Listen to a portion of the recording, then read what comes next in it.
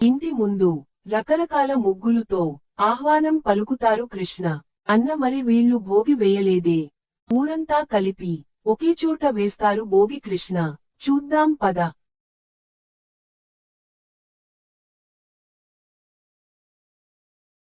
భోగి మంటలు వేసి గాలిపటాలు ఎగరేస్తున్నారు చూడు కృష్ణ. అవును, చూడడానికి చాలా అందంగా ఉంది. మరి రేపు ఏం చేస్తారు అన్నయ్య? ఇంటి ముందు ముగ్గులు వేసి ఇంటికి తోరణాలు కట్టి జన్మనిచ్చిన పెద్దవాళ్లను తలుచుకొని వాళ్ళకి వస్త్రాలు సమర్పిస్తారు కృష్ణ. మరి నా మిత్రుల పండగ ఎప్పుడు? కృష్ణ ఈ పోది గోవుల పండగ.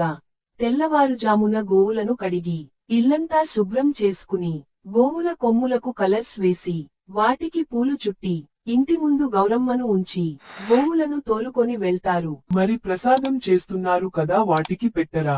ఆ ప్రసాదం వాటి కోసమే చేస్తున్నారు కృష్ణ. పొద్దు వెళ్ళాక సాయంత్రం సమయంలో గోవులకు పూజ చేసి అప్పుడు పెడతారు కృష్ణ. నీకు సంతోషమే కదా. లైక్ చేయండి, సబ్స్క్రైబ్ చేసుకోండి.